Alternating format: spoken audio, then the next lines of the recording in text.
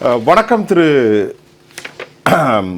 Agneeswaran sir. இப்போ இன்றைக்கு ரெண்டு தரப்பிலும் சில கருத்துக்கள் வைத்தார்கள். அதாவது முன்னேற்றத்தை நோக்கிய புதிய ஒரு முயற்சி, அதற்கு எதிர் கவுண்டரும் வந்திருக்கிறது. நீங்கள் எப்படி பார்க்கிறீர்கள் ஒரு அரசியல் விமர்சகராக இன்றைய சபை நடவடிக்கைகள் உங்களின் பார்வையில்? சார், அனைவருக்கும் வணக்கம். சார், தமிழ்நாடு சட்டமன்றம் புதிய ஆட்சி தாவேக ஆட்சி வந்ததற்கு பிறகு தமிழ்நாட்டினுடைய சட்டமன்றத்தினுடைய போக்குகள் எப்படி இருக்குன்றது ஒட்டுமொத்த மக்களுக்குமே நன்றாக தெரிகிறது. ஆனால் அதை நம்ம புதுசா ஒன்றும் சொல்ல தேவையில்லைன்னு வச்சுக்கோங்களேன். ஆனாலும் தமிழ்நாடு சட்டமன்றம் மிகப்பெரிய இந்திய நாட்டிற்கே வழிகாட்டுதலா இருந்த சட்டமன்றம் இன்றைக்கு வேளாண் துறையில இவங்க திரு MRK பன்னீர்செல்வம் முன்னாள் அமைச்சர் சில கேள்விகளை கேட்கிறார், அதற்கு பதிலளிக்கிறார்கள்.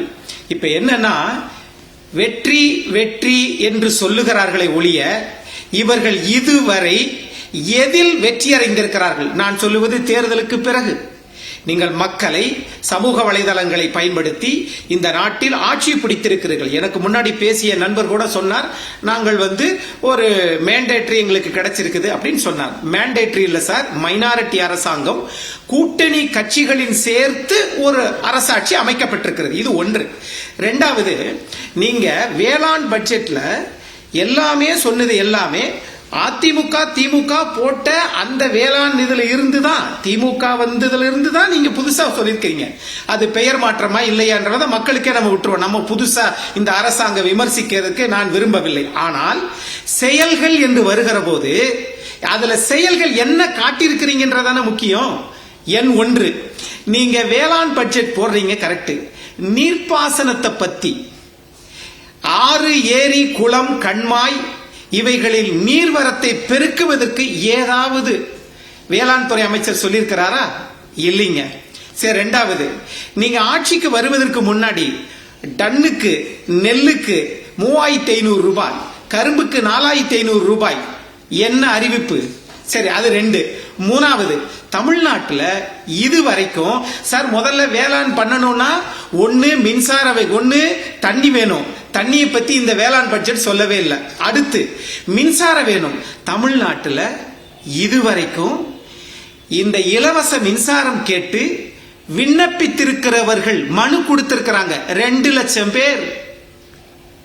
தட்கல் முறையில 50,000 பேர் எனக்கு மின்சாரத்தை உடனே கொடுங்கன்னு தட்கல்ல பணம் கட்டி கொடுத்திருக்கிறாங்க. ஆனால் அதை பற்றி வேளாண் நிதிநிலை அறிக்கையில் எந்த தகவல்களும் இல்லை. ஆகையினால இவைகள் எல்லாமே சரி சார். சார், ஒண்ணு, எதுவுமே பேசாமல் இருப்பது கூட வெற்றிதான். மக்கள் உங்களை வெற்றியடை வைத்திருக்கிறார்கள். எதற்கு? நீங்க முந்தைய அரச குறை சொல்றதற்காக நீங்க இப்படி சொல்லிக்கிட்டே போக முடியாது. நாங்கள் வந்தோம், இத பாருங்க, இத்தனை பேர் அப்ளை பண்ணிருக்காங்க, நாங்க இதை செஞ்சோம்.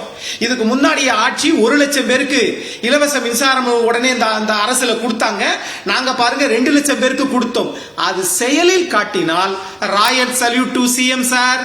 ஆனால் நடைமுறையில் அது நடக்கிறதா என்று கேட்டால் வெறும் விளம்பரங்கள், வெற்று வசனங்கள், அது மாதிரி இதே மாதிரி போச்சுன்னா இது எங்க போய் நிக்க போறது என்று தெரியவில்லை. அப்படிதான் நான் பார்க்கிறேன். சார், திரு அக்னீஸ்வரன் சார், இப்ப உங்களுக்கான கேள்வி. திரு சாமிநாதன் அவர்கள் ரொம்பவே யதார்த்தத்தை பேசுகிற மாதிரி ரொம்ப உணர்ச்சி வசமாக பேசுகிறார். எனக்கு இந்த டெல்டா விவசாயிகளுடைய நிலைகளை கேட்கிற போது ஜெயா+ கடந்த காலங்களில் ஏராளமான 100கணக்கில் நாங்கள் நடத்தியிருக்கோம். உண்மையிலேயே இதற்கு எல்லாற்றுக்கும் இந்த அரசாங்கம் தான் காரணமா? கிட்டத்தட்ட 3 மாதங்கள் கூட முடியவில்லை. இன்றுதான் 3 மாதம் ஆகியிருக்கிறது. இன்றைக்கு 10ஆம் தேதி.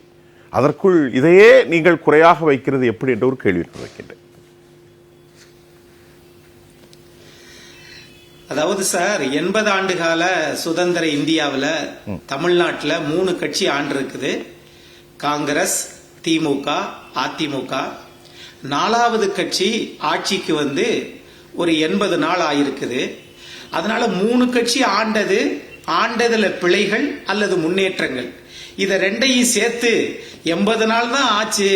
தாவேக அரசின் மீது யாரும் குறை சொல்ல முடியாது. அது அரசியலும் கிடையாது. ஆனால் அடிப்படை இலக்கணம் ஒண்ணு இருக்குல்ல சார். நீங்க மேகதாது விஷயம் என்ன ஆகுது? ஏற்கனவே ஹேமாவதி, ஹேரங்கி, கபினி இந்த அணைகள் எல்லாம் திமுக ஆட்சியில் கட்டப்பட்டது அப்படின்றாங்க.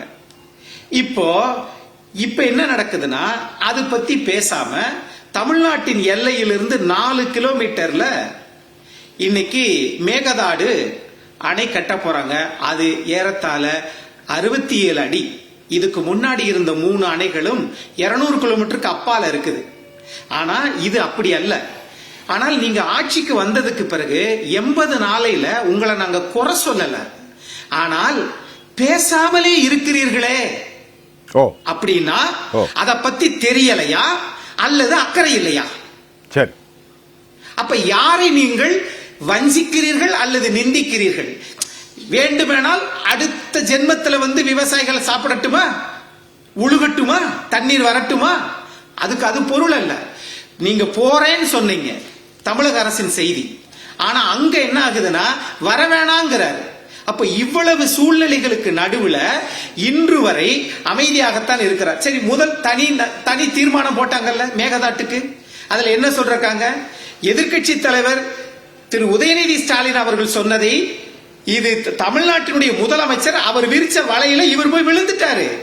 2வது நடுவர் மன்றம், ஏற்கனவே ஒரு நடுவர் மன்றம் 2007 போட்ட தீர்ப்பையே இன்ன வரைக்கும் நாம இன்னும் நடைமுறைப்படுத்தல. அதிமுக அரசாங்கம், உமாபாரதி அவர்கள் மத்திய நீர்வளத்துறை அமைச்சராக இருக்கும்போது தான் அதிமுக அரசாங்கம் அது அரசாணையில வெளியிட்டாங்க. எவ்வளவு போராட்டம், ஒழுங்காற்றுக்குழு, உச்ச நீதிமன்றம்.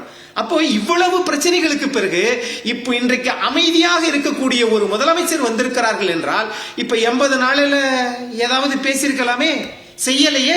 இப்ப இயற்கை மழை கொடுத்தால் இது பேசவே தேவையில்லை நினைக்கிறீங்களா? இது ஒன்று. அதையும் தாண்டி சார் சட்டம் மனிதனுக்காகவா அல்லது சட்டத்திற்காக மனிதர்களா?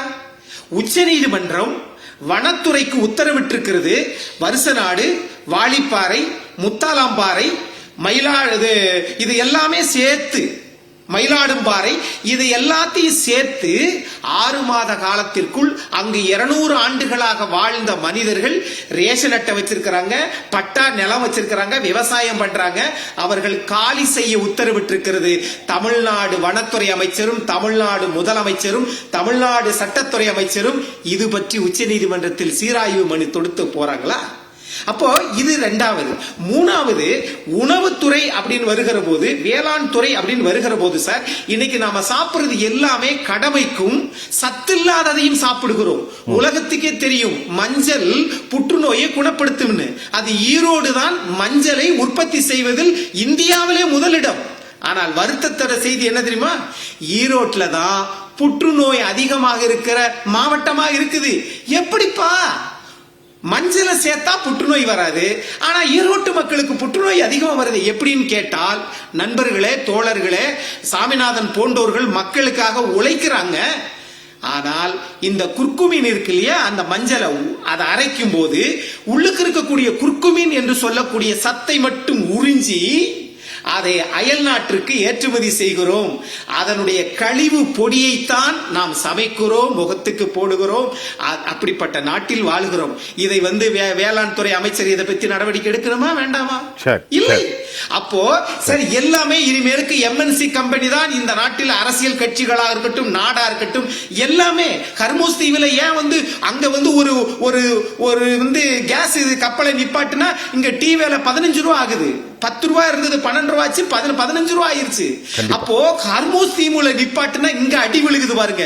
இது மாதிரித்தான் உழுதவன் கணக்கு பார்த்தால் அது கூட மிஞ்ச மாட்டேங்குது, உலக்கு கூட மிஞ்சல. ஆக தண்ணீரும் வரவில்லை, மின்சாரமும் வரவில்லை. இவர்களை பொறுத்தளவில் நாங்கள் வெற்றி பெற்று விட்டோம் அப்படின்னு சொன்னா, எதில் வெற்றி பெற்றிருக்கிறீர்கள்? இந்த 80 நாளில் எதுல வெற்றி? சரி என்பதுதான் கேள்வி. மின்சாரம் கிடைக்க மாட்டேங்குது, வீட்டுக்கே தட்டுப்பாடா இருக்கிறது. ஒரு புறத்தில் மின்சாரம் 200 யூனிட் ஃப்ரீங்கிறீங்க, ஆனால் 200 யூனிட் ஃப்ரீன்னு சொல்லிட்டு 500க்குள்ளன்றீங்க. ஆனா இதுக்கு முந்தைய ஜெயலலிதா ஆட்சியில 100 யூனிட் ஃப்ரீ. அது 1000 யூனிட் போனாலும் 100 யூனிட் தொடவே மாட்டாங்க. ஆக அதுவல்லவா நிர்வாகம். அப்படிப்பட்ட வெளிப்படையான மக்களுக்கான நலத்திட்டங்களை செய்கிற போதுதான் இந்த நாடு வாழ்ந்தாலும் மறைந்தாலும் பேர் சொல்ல வேண்டும். இவர் போல யாரென்று ஊர் சொல்ல வேண்டும். ஆனா வெற்றி வெற்றி வெற்றி வெற்றின்னு சொல்லிட்டே போனா தமிழ்நாடு வெற்றி ஆகாது. தமிழ்நாடு கூடிய விரைவில் இன்னும் சீக்கிரத்தில் தோல்வியை எல்லா விதத்திலும் அடைய போகிறது. அதை மக்கள் பார்த்து கொண்டுதான் இருக்கிறார்கள். அக்னீஸ்வரன் சார், இப்போ இன்னைக்கு சட்டமன்ற உறுப்பினர் அதிமுகவுடைய ராஜேந்திரன் என்ன சொல்றாரு, இந்த நிதிநிலை 2 வருஷத்துல நாங்க அதெல்லாம் சரி செய்யறோங்கிறீங்களே, உண்மையிலே நீங்கள் கொடுத்த வாக்குறுதிகளை எப்போதையா நிறைவேற்ற போறீங்கன்னு உடனே கேட்கிறாரு. ஒரு குவார்டர் பீரியட் கூட முடியல ஒரு அரசாங்கத்தினுடைய 3 மாதத்திற்குள்ள. ரொம்ப அவசரப்பட்டு எதிர்க்கட்சிகள் கேட்கிறார்களோ, இன்னும் காலம் தேவையோ?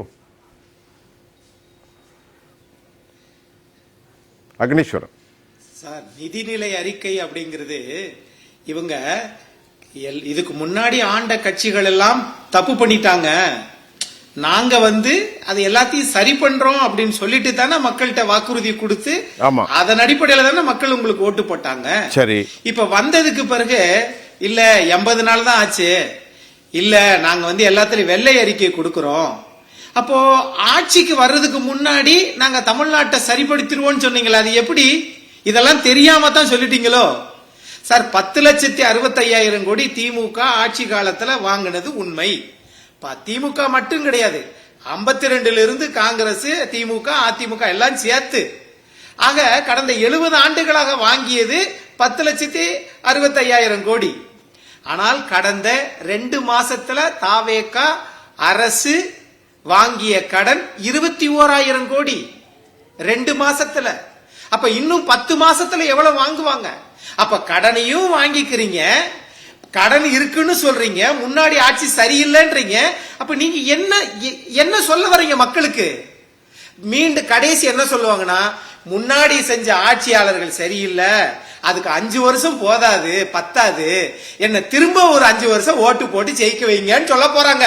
தமிழ்நாடு மக்களே அதை முதல்ல புரிஞ்சுக்கோங்க. எங்களுக்கு இந்த 5 வருஷம் பத்தாது. அதிமுக ஊழல் கட்சி, திமுக ஊழல் கட்சி, காங்கிரஸ் ஊழல் கட்சி, சாரி கூட்டணி வந்துச்சுல, இப்ப காங்கிரஸ் ஊழல் கட்சி இல்ல, அதனால இந்த 2 கட்சி ஊழல் கட்சி, அதனால எங்களுக்கு திரும்ப ஒரு 5 வருஷம் கொடுங்கன்னு கேட்க போறாங்க. நான் என்ன கேக்குறேன், கொடுத்த நேரம் நீங்க இவங்க சார் நம்ம ஆட்சிக்கு வருவோமா வரமாட்டோமா நினைச்சுதான் சார் இவ்வளவு இது கொடுத்துட்டாங்க. இந்த 2,500 ரூபாய் தருவோம், பெண்களுக்கு தருவோம், இந்த மகளிர் உரிமை தொகை தமிழ்நாடு முழுக்க எல்லா பேருந்துகளிலும் எல்லா இடங்களிலும் இலவசம். அதெல்லாம் இப்ப யாராவது கேட்கிறாங்களா? பாத்தீங்களா? கேட்க மாட்டாங்க. ஆனால் முதலமைச்சர் அவர்கள் திரு விஜய் அவர்கள் வந்துவிட்டார், எங்களை பாதுகாப்பார், எங்களுக்கு நல்ல ஒரு அரசை தருவார்னு நம்புறாங்கல்ல. இந்த நம்பியவர்கள் நம்பிக்கைக்கு ஏற்றாப்புல இந்த ஆட்சி, இந்த அரசு 5 ஆண்டு காலம் வருமா, நடக்குமா என்பதான் என் கேள்வி. நண்பர் சொல்லும் போது சொன்னார், தாவேகா நண்பர் பேசும்போது சொன்னாங்க, என்ன சொன்னார்னா, இதுவரைக்கும் தண்ணியே இவ்வளவா வரல அப்படின்னாரு. கடந்த 12 வருஷமா காவிரியில தொடர்ந்து தண்ணி வந்துச்சு. இந்த ஆண்டுதான் இந்த சிக்கல். ஜூன் மாசம் 12ஆம் தேதி தண்ணி திறக்கல, அதனால இந்த சிக்கல். இதுக்கு இடையில அங்க ஒரு சுயநலம். என்னது? காங்கிரஸ் வரும்போதெல்லாம் இந்த காவிரி இஷ்யூவை எடுத்து ஆடு ஆடுன்னு காலில் சலங்கை கட்டி கர்நாடகாவில் ஆடிடுவாங்க. என்னது? இந்த மேகதாட்டு பிரச்சனை கர்நாடகா முதலமைச்சர் சிவகுமார் அவர்கள் தொகுதி. அதனால நம்ம வாழ்நாள் முழுவதும் சீதாராம் ஐயா ஜெயபிரகாஷ் நாராயணன் காலத்திலிருந்து அரசியல் இருக்கிறாரு, அவரை நம்ம வீழ்த்திட்டோம். ஆகையினால நம்ம தான் நிரந்தர முதலமைச்சர், நம்ம தொகுதியை பார்த்துக்கிட்டா அவங்களுடைய செல்வாக்கு நிலமும் அங்க உள்ள இருக்குது. ஒரு பொது நலத்தில் ஒரு சுயநலம், அதுதான் அங்க மேகதாட்டு பிரச்சனை. ஆனா தமிழ்நாடு முதலமைச்சர் நீதிமன்றத்திற்கு போய் விடை எங்களுக்கு தீர்வு சொன்னாலும் சரி, ஆனால் விவசாயிகளுக்கு நாங்கள் 5 ஏக்கர் வச்சிருக்கவங்களுக்கு எல்லாத்தையும் கொடுப்போம்னு சொன்னீங்க பாருங்க, குடுக்கல பாருங்க. ஆனா இது வெற்றின்னு உங்களுக்கு வெற்றி, விவசாயிகளுக்கு தோல்வி, தமிழ்நாட்டுக்கு தோல்வி.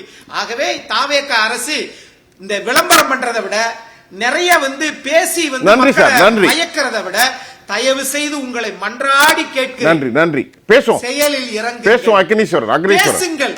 பேசுவதற்குத்தான் சட்டமன்றம், அது அமைதியாக இருப்பதற்கு அல்ல.